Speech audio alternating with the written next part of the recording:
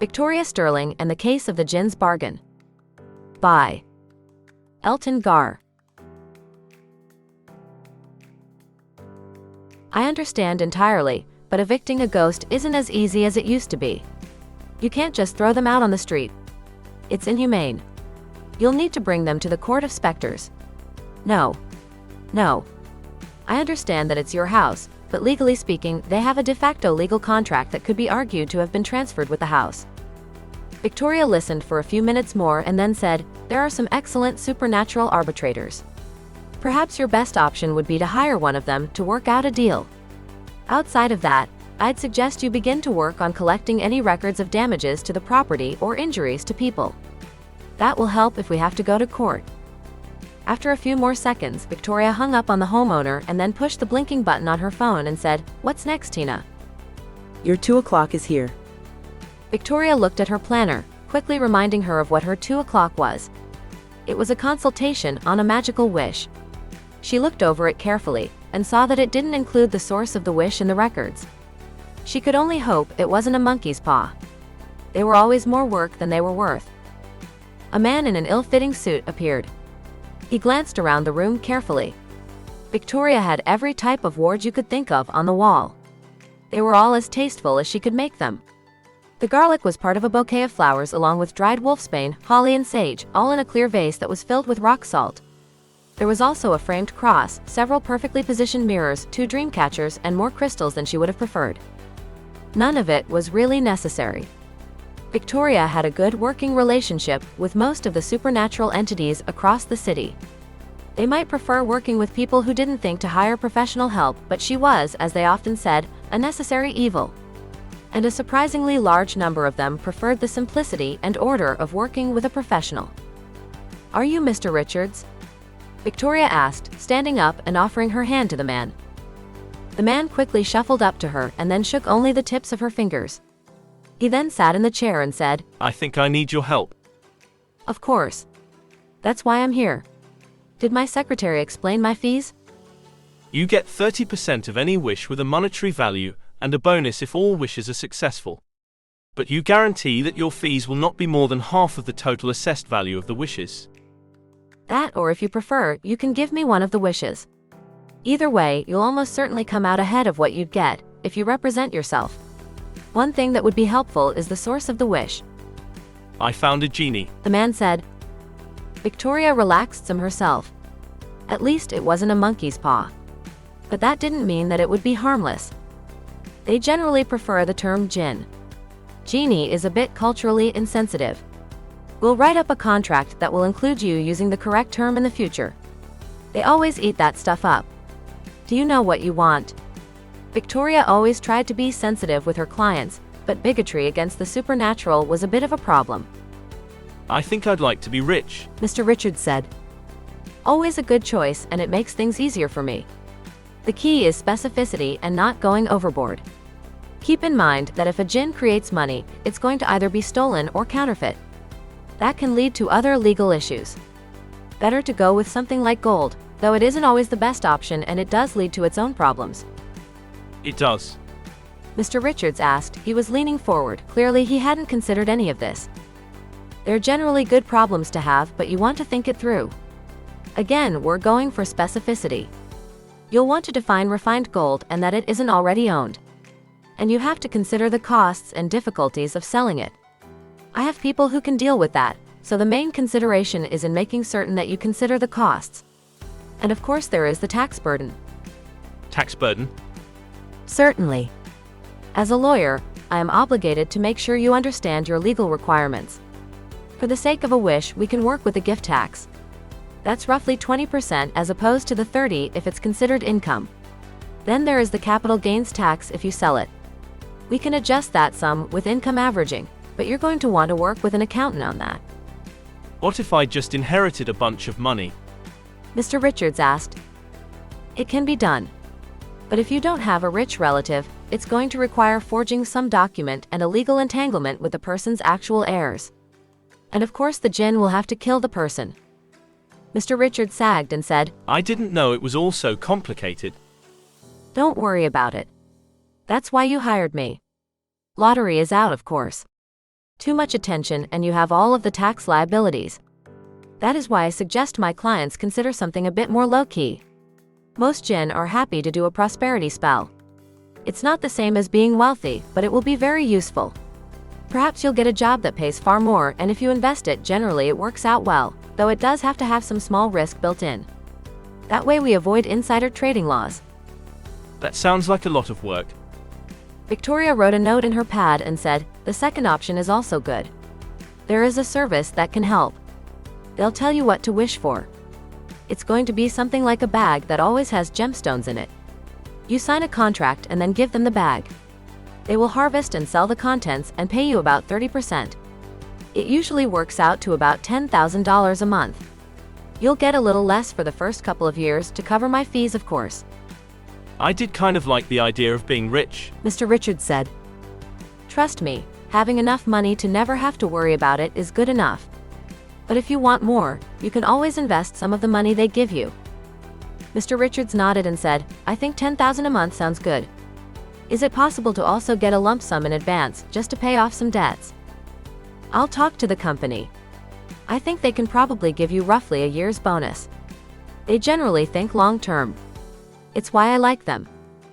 Mr. Richards nodded and stood up, but Victoria said, I think you have 2 more wishes, assuming it's a standard Jinn agreement. I think I have the other 2 worked out. Mr. Richards said. It's going to cost you the same whether you take my advice or not. And trust me, you're not going to shock me. Some of the things people wish for are, well, you know, I can't actually say. Client-attorney confidentiality, but you can trust me. I kind of want to stop being afraid. Mr. Richards said. Victoria rubbed her eyes, reminding herself that this really wasn't a monkey's paw situation. But she was going to have to sit and talk to the Jinn. Don't take this the wrong way, but with the amount of money you're going to have, you could certainly hire a good therapist to work through it, Victoria said. I have an excellent therapist. It's just that, well, I'm still afraid all the time. I think I understand. But again, specificity is vital. For example, you don't want to wish to not be afraid because that's going to remove all fear and you're going to end up walking into traffic. Mr. Richards nodded and said, Right. Could I just wish for a normal amount of fear? You could, and that would be better than no fear. But I think you might be surprised that it's not as different from how you feel now as you might expect. What I would suggest, and we can work out the language, is perfect mental health that deals with anything physical, and then rather than being negative, we go with the positive and ask for courage and the ability to control your fears. We might even be able to work in a general health clause if you're willing to let me look at it. Mr. Richards nodded, seeming to relax more, though she suspected he might never fully relax. And what about your third wish? Victoria asked. I'm going to wish to free him.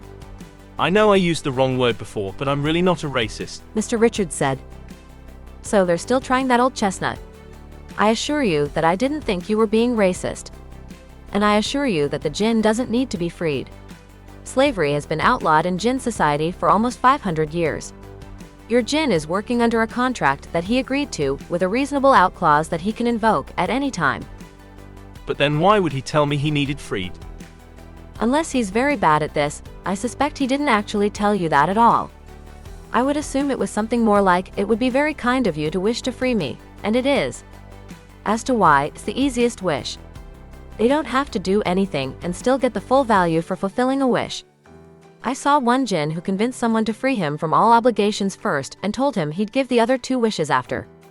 Then, of course, the first wish negated his obligation to fulfill his word to grant the other 2 wishes. You're dealing with people who understand these laws well. That's why I'm here.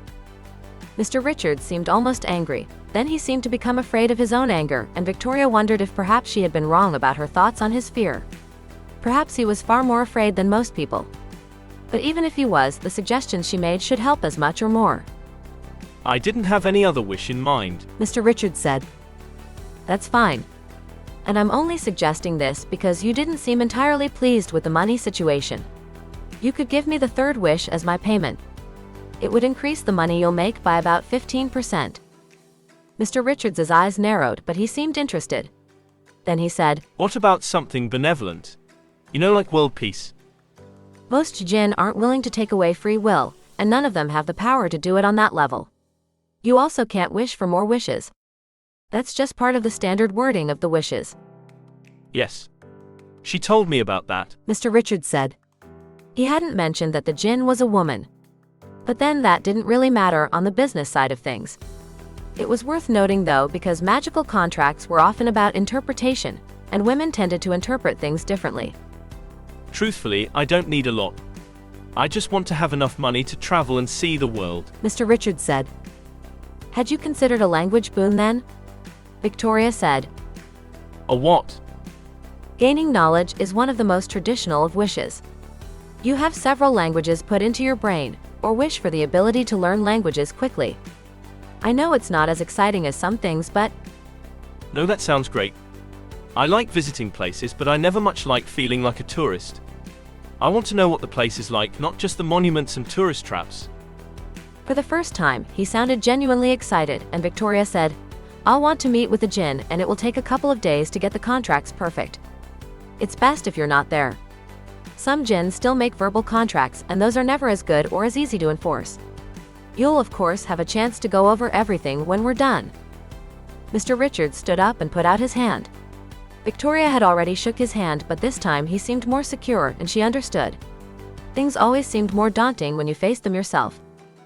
Once he walked out, Victoria pushed the button on her phone, and once her secretary answered, she said, What is my next appointment? You have a light afternoon, but you are notarizing a blood pact at 3. Great. Can you get the bloodletting tools? Last time I didn't bring my own. I felt like I needed a tetanus shot after. It's ready and waiting, Tina said. Author's note. Most of the time, ideas have to percolate. I think of some angle or idea, and it bounces around in my head for a few days or often far longer. It changes and morphs in that time until I nail down some aspect of the story that really clicks. And then from time to time, something just pops into your mind fully formed. That was the case with this story. I was watching a video in which someone was discussing all the different forms of magical contracts, and they made a joke about needing to know legalese instead of magic, and the story was just there, a lawyer who does contract law for the supernatural. I came up with a bunch of different ideas. I tossed a couple of the simpler ones in the beginning and end of this story. But there are obviously other ones, deals with the devil, a person suing to get out of a prophecy, a will that is contested by the undead person who died, and a legal certification of true love. All could be fun. It's possible that I'll visit Victoria and her law practice again at some point in the future. But for now, spending an afternoon with her was enough. If you enjoyed this story, you can read more of them by signing up for my newsletter at www.ansci-fi.com. Just look for the link that says free book. You can also listen to many of my stories on my YouTube channel, www.youtube.com/@ansci-fi. And if you truly want to help, you can sign up for my Patreon and get access to all of my stories, including Patreon exclusives, and even vote on which Patreon exclusive stories I write. Just visit www.patreon.com/Elton. Thank you. Elton Gar.